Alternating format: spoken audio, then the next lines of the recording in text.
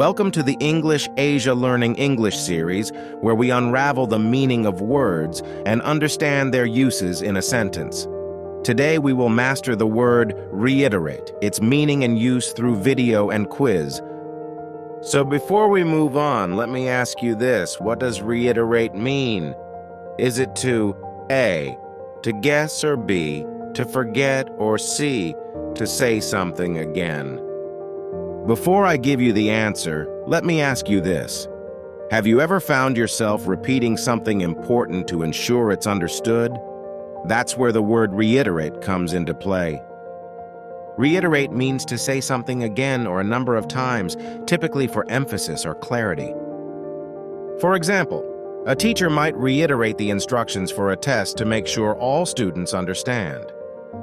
Or in a meeting, a leader might reiterate the main points to highlight their importance. Now, let me give the answer to the quiz. If you answered C, you are absolutely correct. Reiterate means to say or do something repeatedly to clarify and help with understanding. If you find out the English Asia learning videos helpful, please subscribe to our channel for future videos, which we will be posting consistently. We would also be happy if you shared the videos with your friends and spread the word.